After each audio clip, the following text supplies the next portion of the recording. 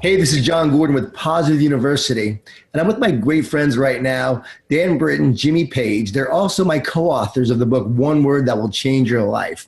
And one word has been used by now over hundreds of thousands of people. I mean, we're talking maybe close to 1 million people have now done this one word concept, but it wasn't my idea. Dan and Jimmy have been doing this for over 18 years now. And Dan, why don't you tell us how this came about and how long you've been doing this? Yeah, it was going in 1999, heading into Y2K. I don't know if anyone remembers Y2K, but the world was going to melt. Every computer was going to go out. I was driving with my good friend, Steve Fitzhugh, former NFL player. We're driving to a youth conference in Ocean City, Maryland, sucking down some Dunkin' Donuts coffee, had a 3-hour drive. And Steve says to me, hey, Dan, we're heading into Y2K, year 2000. If we survive January 1st of the year 2000, what's your one word going to be for 2000? And John, I tell you, Jimmy, I was like, I was stumped because I didn't have a word. I had a 7-page Word document. So I thought he was talking about my big game plan, that I was disciplined, had all these goals and targets and ambitions, New Year's resolutions. So for 20 minutes, I listed off my sermon of all the things I wanted to accomplish in the year 2000. Steve kind of looked at me and said, Dan, you really are stupid. I said, one word, not one sermon. And so I said, okay, buddy, okay, let me try. And I forced myself to shrink it down into one statement. That's the best I could do. And I shrunk it down to one statement. He goes, yeah, Dan, you are stupid. I said one word, not one sermon, not one statement, one word. And when John, when you're stuck, you turn it on the other guy. So I said, Steve, okay, you big dummy, former NFL player, what's your one word? I don't have a word. And he turned and said, my one word for the year 2000 is harvest. And I said, harvest? I said, Steve, what do you mean harvest? You live in Washington, D.C. with concrete. What do you want to become a farmer? He's like, no, Dan. He goes, I work with thousands of young people all over the world. He speaks to over 100,000 young people every year as a youth motivational speaker. And he says, I want to plant seeds of greatness in the next generation and see great things come out of the next generation leaders. I want to see a harvest of young leaders that are leading well. I still get chills telling that story. Man, his word harvest gave me inspiration. And I said, okay, Steve, my word is going to be harvest. I want your word. And he goes, no, that's my word. So John, it took me about 2 weeks. I prayed, I ran, I journaled, and out of nowhere, God just really struck in me. And my word for the year 2000 kind of found me. I didn't even search for it. And that word was intimacy. I wanted to go deep in my relationships with my family, with my wife, my kids, go deep in my relationship with God. And John, the year of 2000 was the year of intimacy. And I knew as soon as that happened, it was a year of power, narrowing the focus for greater life change. And after the year 2000, I shared it with Jimmy, and we both began that journey in the year 2000 to narrow the focus, scrap New Year's resolutions, and have a one-word vision statement for the year.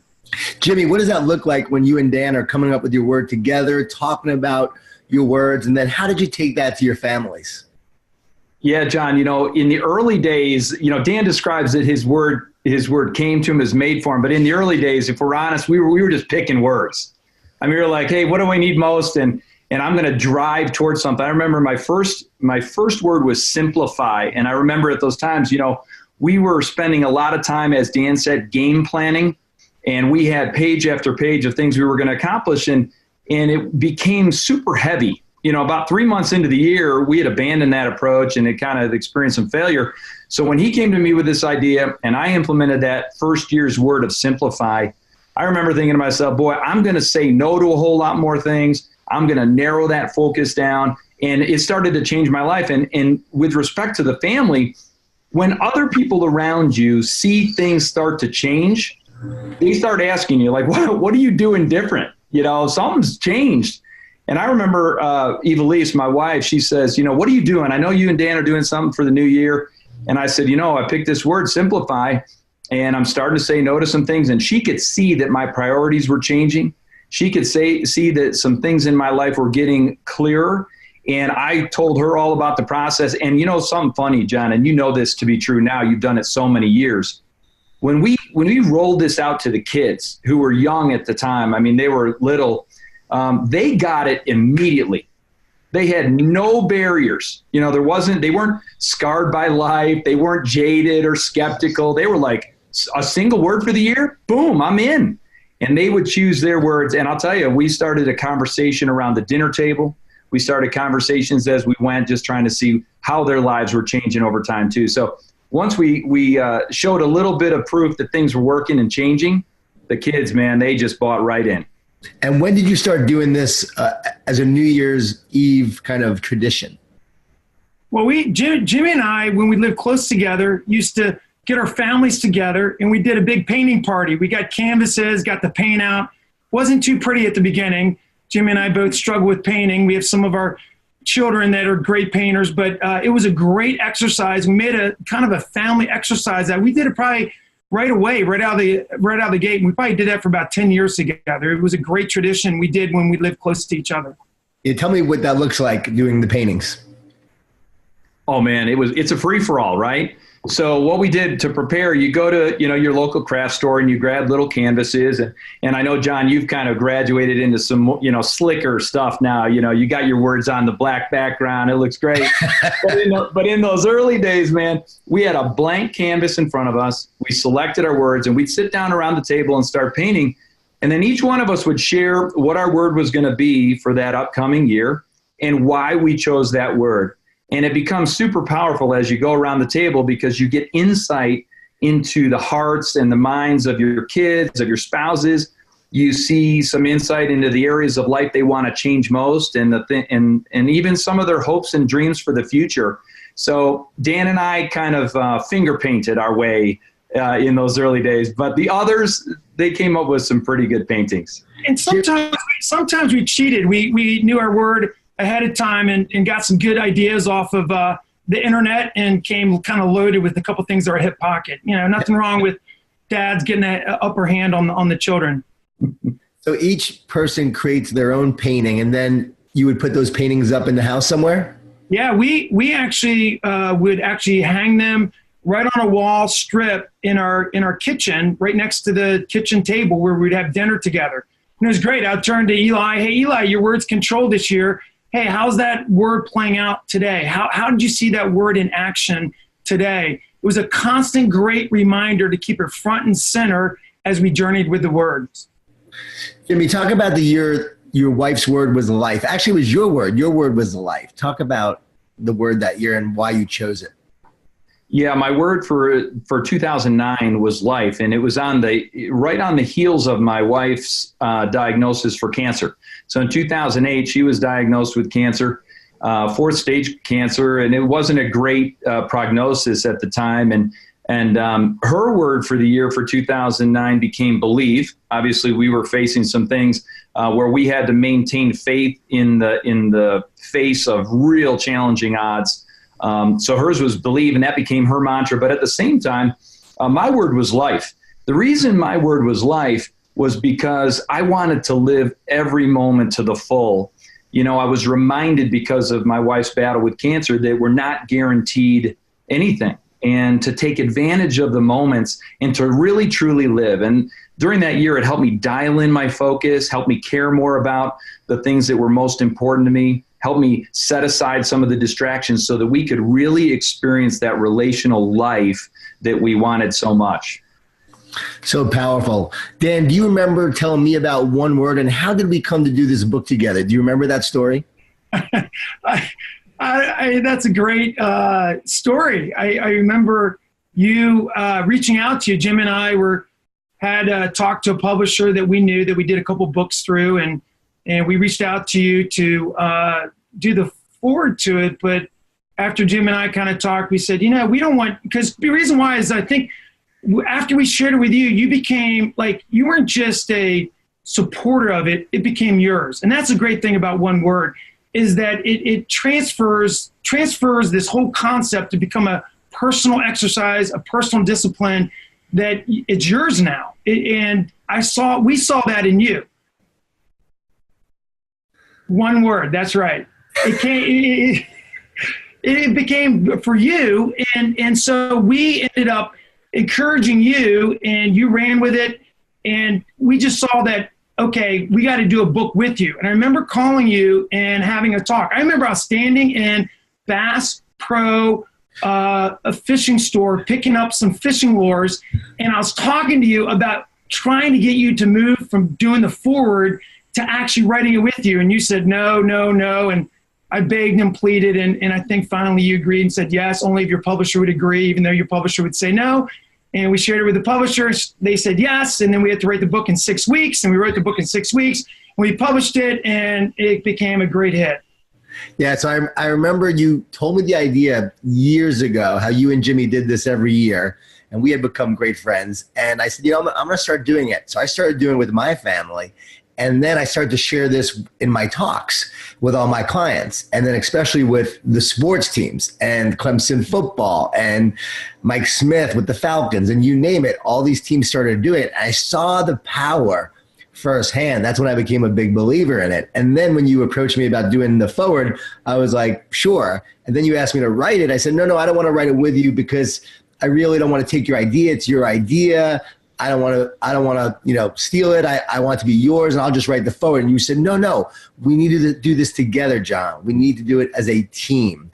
I said, yeah, but then I write alone. I don't write with other people. And you said, no, just write with us and make us better. And I remember the heart that you had and the humility you had. I said, wow, these are guys I could actually write with. And as we started writing it, and Jimmy wrote some stuff, and I cut a bunch off. He got a little upset.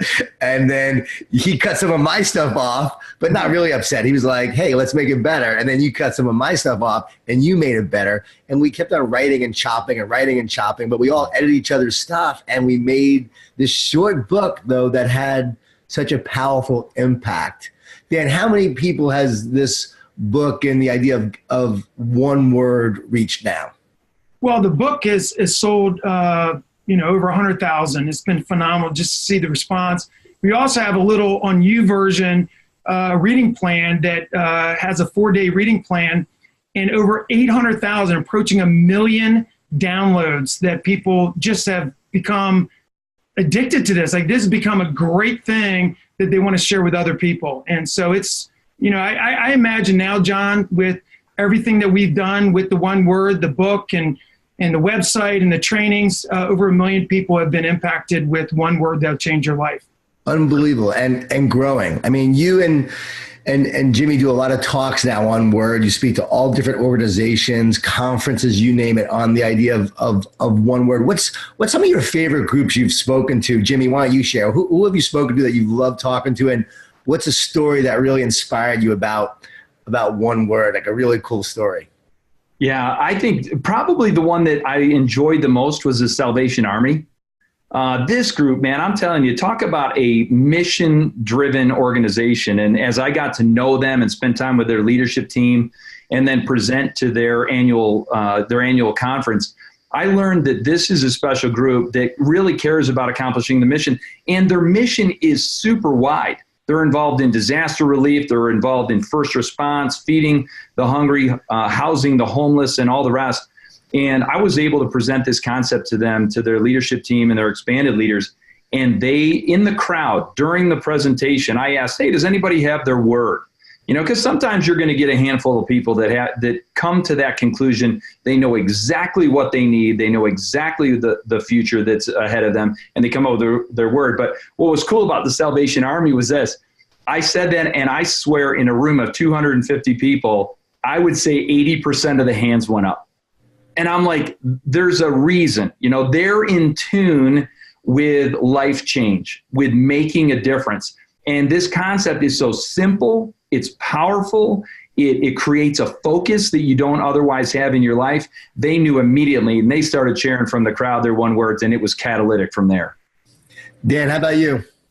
Man, John, I spend a lot of my time outside the U.S. and having a chance to train sports leaders in different countries. I've been in over 40 different countries in the last 10 years training, and usually everyone always wants me to train on one word.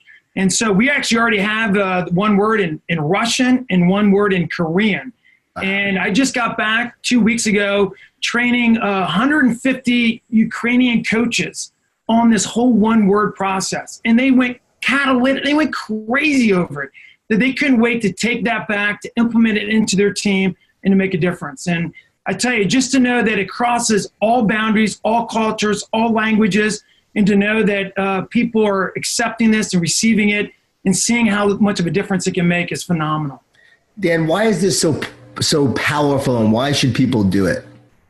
I think, John, that, again, our research in our book, we talk about 87% of people some way create a New Year's resolution and 90% fail after, roughly the first month. And people are tired of like a dog returning to his vomit. It's like, hey, I'm going to do a New Year's resolution and I failed, but I'm going to try it again next year. And so I think this is something so different and so easy to do, and it becomes powerful because it's a one-word vision statement. The cool thing is I've never met someone that said, hey, Dan, I forgot my one word. I forgot my one word. Now, they'll forget a New Year's resolution, they'll forget their vision statement, they'll forget their roles and their goals and their targets, but they'll never forget their one word. And I believe the simplicity, there's power in simplicity. When you narrow that focus, there's greater life change on the backside. And Jimmy, how does someone go about finding their word? I know people are probably thinking right now, that sounds great, but I don't know my word. And how do I pick a word? You were saying that you and Dan early on just picked a word randomly, but we really believe that there's a word that's meant for you. So how does someone go about finding their word? Yeah, I think it's the simplest process. And I think the process that we developed in building the book, together, working together, that simplicity that we finally ended with is the secret sauce, right? It's 3 easy steps. It's look in, it's look up, and look out.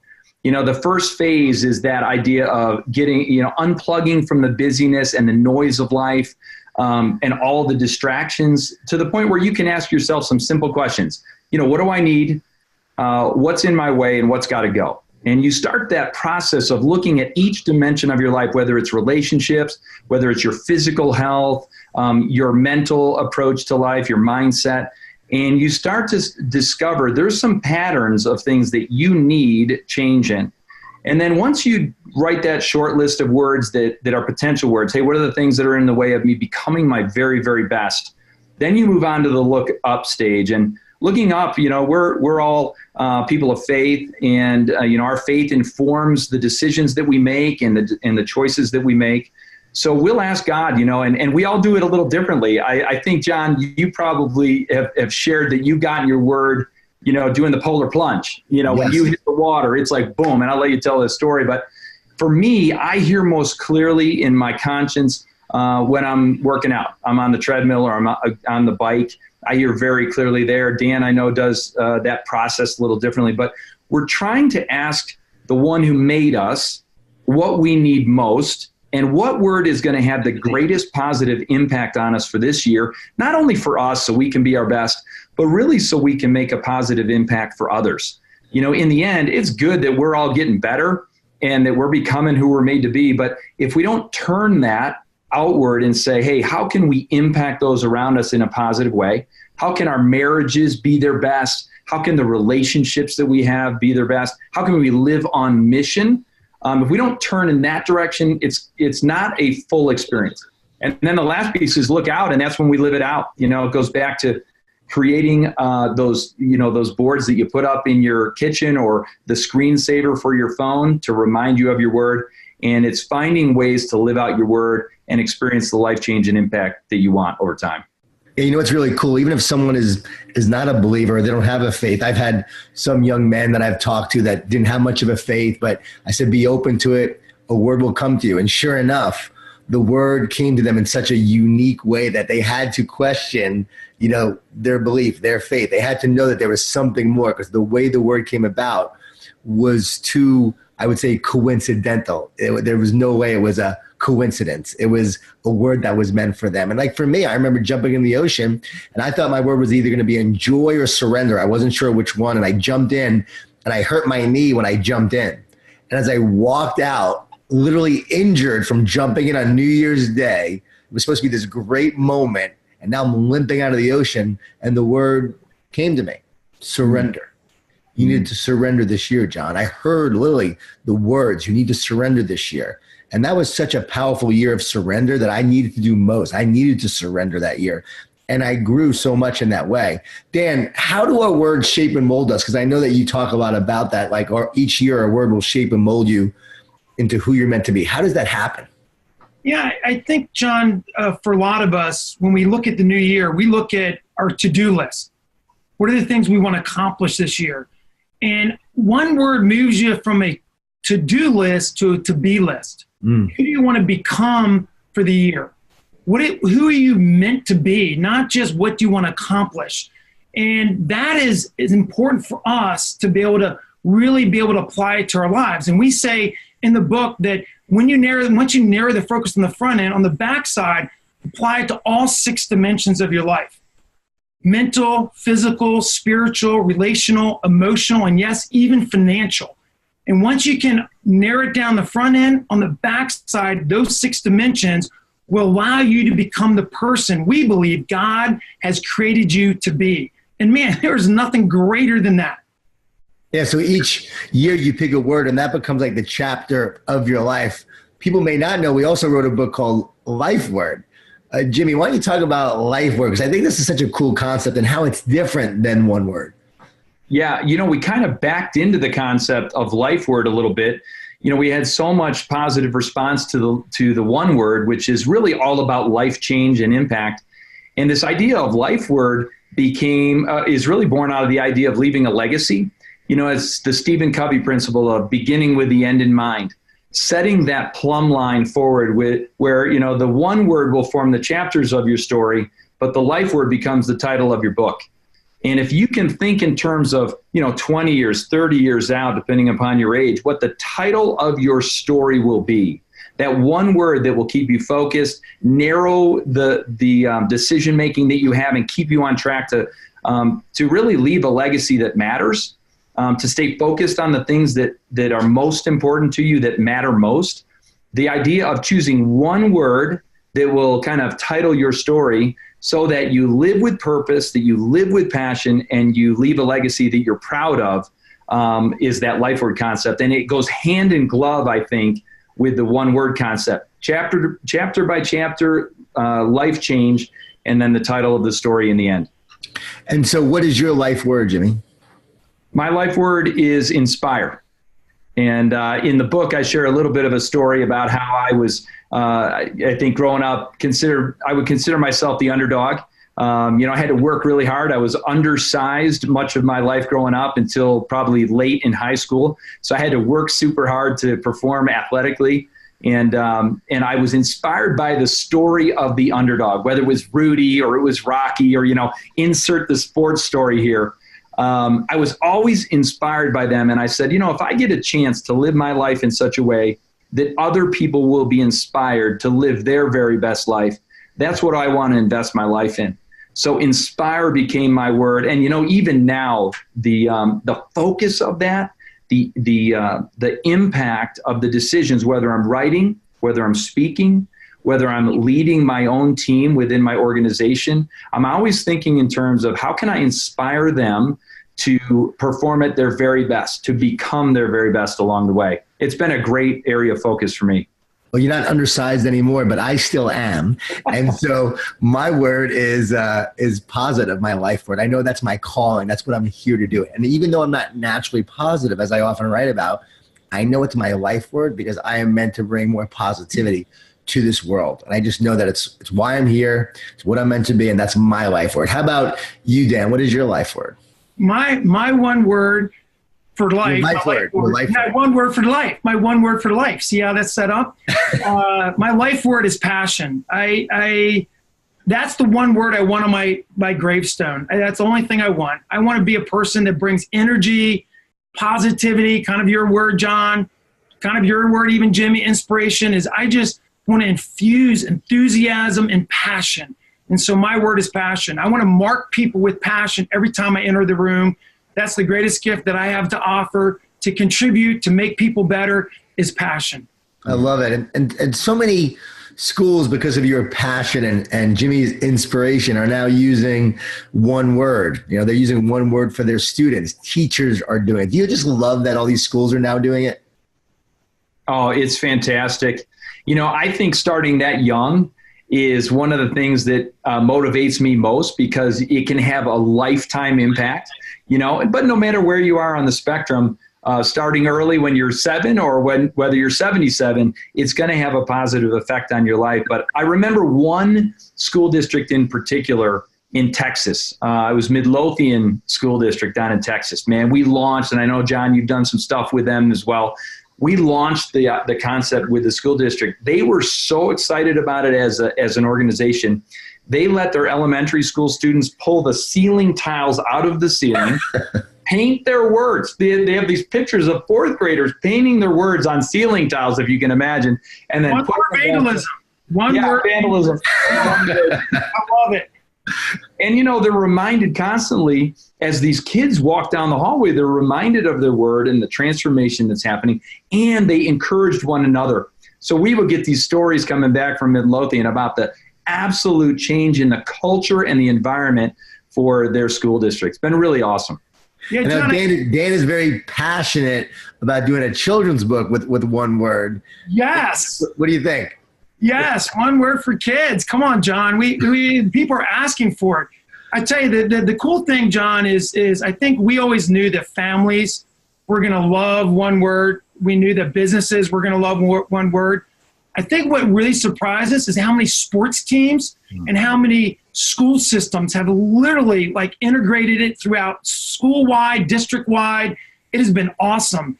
And so a lot of the younger kids now, the younger elementary age teachers are saying, hey, we want to have one word for kids. And they're actually utilizing it already, as Jimmy said, doing some creative things that we keep getting responses back from. But one word for kids would be amazing. Yeah, can't wait till we do that together. We just got to find the right time and we got to write it.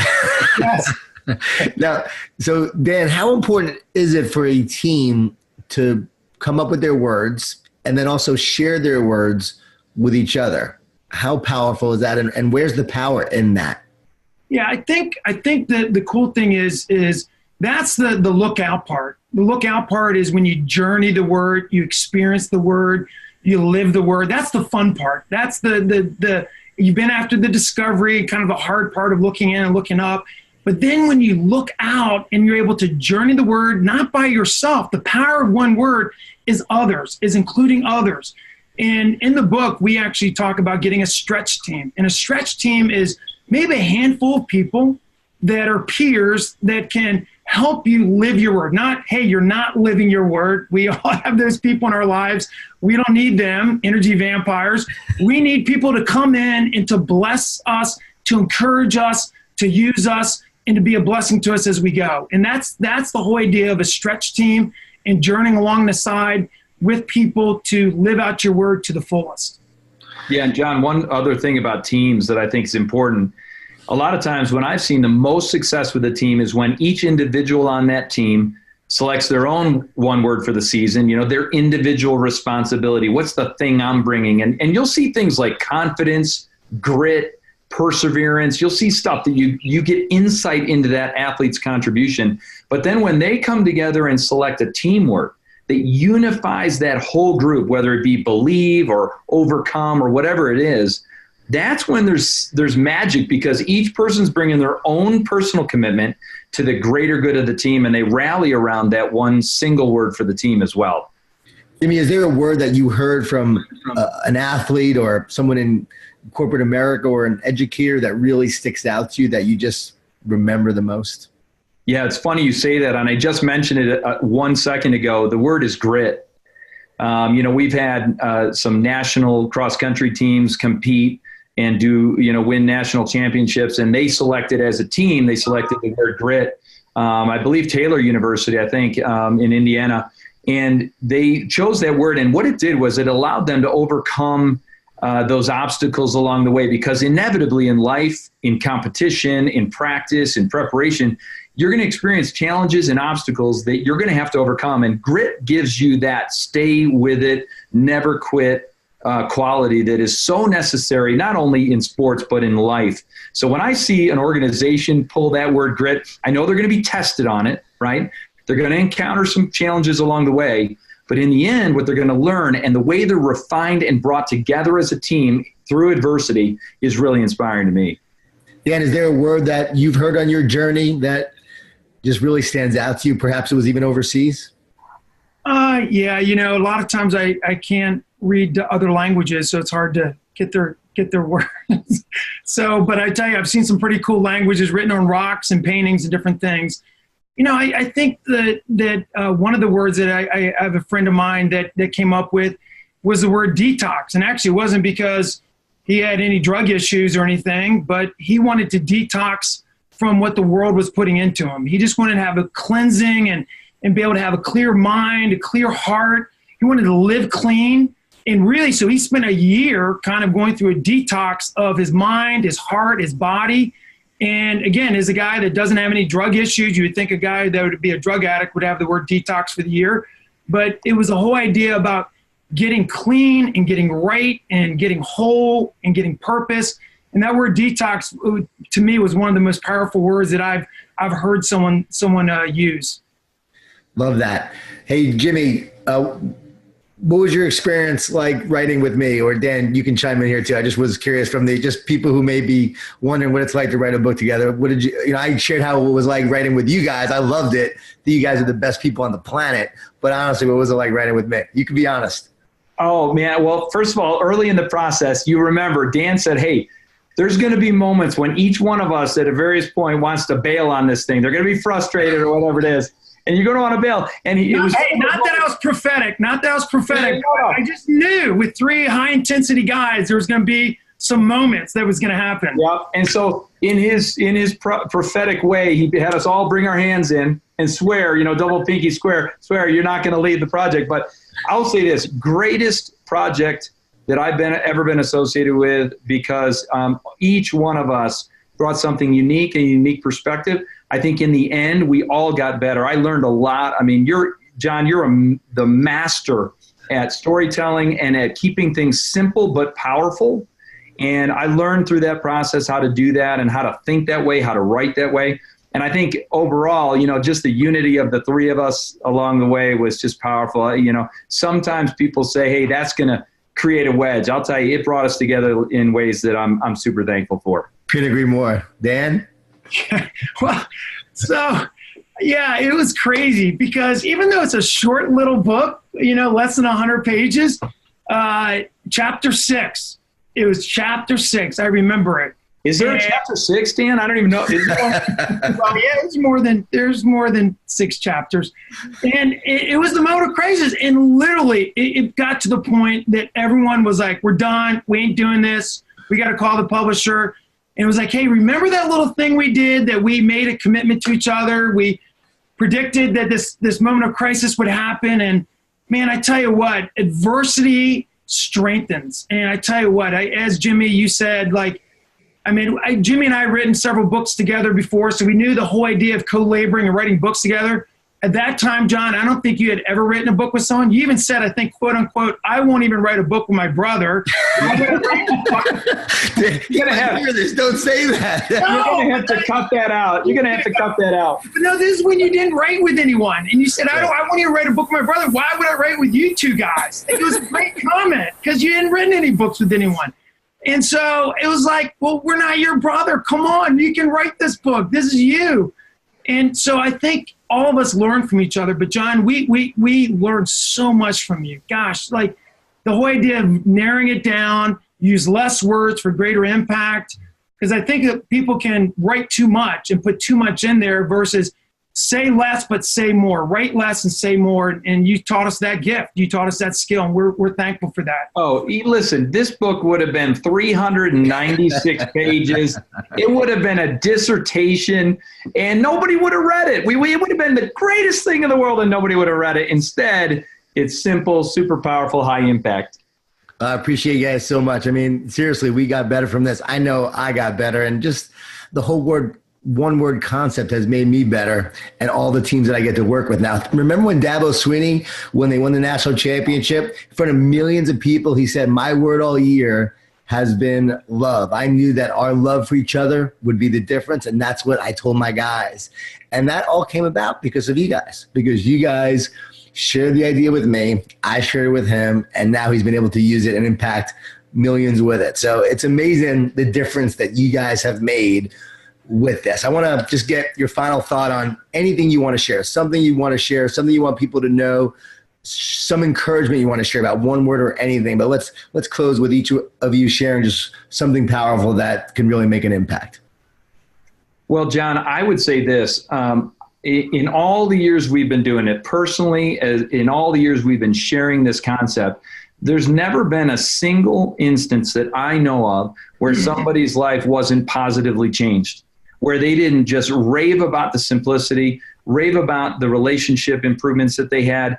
So if you're looking for something that is going to be simple to do, intuitive, something that will speak to your heart, speak to your mind, and will have a profound impact on your life, I guarantee you this will work. I've never seen anybody come back and say, that didn't work for me, or it didn't have a positive impact that I was looking for. So if you want a foolproof way to become better, to become the person you're made to be, this is the way to do it. What happens when they say it didn't go well this year with my word?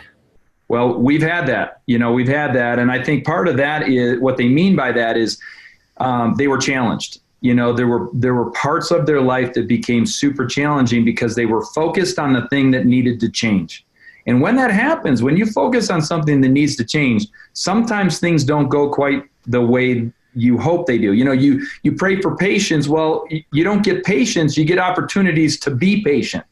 And that's part of the process of refinement with this word is, you put a word out there. For example, my word this year is warrior. I've been challenged to take on a warrior mindset, to not give up in difficult circumstances. And there are moments when I'm like, I should have chosen an easier word. Telling me. But in the end, I'm becoming better. And I think that's the point is even in the hard parts, it's going to be worth it. You are a positive warrior. Dan, how about you? Yeah. Hey, John, I think that a lot of times, like Jimmy said, sometimes the year kind of the word gets them like it wasn't what they thought. Oh, my word's discipline. And they get to the end of the year and go, man, I wasn't very good at discipline and I failed. And I don't think you ever fail your word. You experience your word. It's not the goal, John, isn't to like kind of climb the mountain. You got a flag and go, I conquered my word. You don't conquer your word. You live your word. You experience your word. Let that word reveal stuff about you. Like, yeah, it could have been a tough year. The word discipline whooped you. It got the best of you. But let this word stand for itself, learn from that, and journey on. I think that's important. The other thing for me, John, which I've learned is on my wrist, I keep one little rubber band. And it's a constant reminder to be stretched because a rubber band is useless unless it's stretched. If it's not stretched, it's not fulfilling its purpose. And so only when you're stretched beyond your comfort zone do you actually learn and do you journey and do you suddenly go, hey, that is exactly what I needed. And so let the word stretch you. Let the word allow you to understand who God has made you to become and who you're meant to be for the year. And I'm telling you, that is what's in store every single time when you have one word for a brand new year. I love it. Hey, where can guys or where can people find out about one word? Well, they can go to the website, John, at getoneword.com. They can also follow us on Twitter and at Get One Word as well. But you can buy the book on Amazon or any of your major retailers will have it. And I would say go pick up a copy, give it away. It's a great gift as well. And it's a great thing to do here around the new year or at the start of a new season. Yeah, I said, guys, I wanted to know where people could find out about you guys. So where could they find out also about you, Jimmy, and you, Dan? Jimmy, where can they find out about you and more info on you? They can find out more from me at jimmypage.us. That's my website. Or they can connect with me through the Fellowship of Christian Athletes as well. And social media as well, right? Yeah, I'm at jimmypage37 on Twitter and Instagram. How about you, Dan? Yeah, just go to getoneword.com. you can get information with us on that. And also at FCA Dan Twitter account. And you can find me there. Well, you two are some of the best speakers on the planet that a lot of people don't know about. You guys are incredible speakers, incredible difference makers, amazing friends, great writers. And I just appreciate you. And I just want to say thank you guys for doing this book with me. Thanks for doing this podcast with me. And I know that people are going to be better for knowing you, because I know I'm better.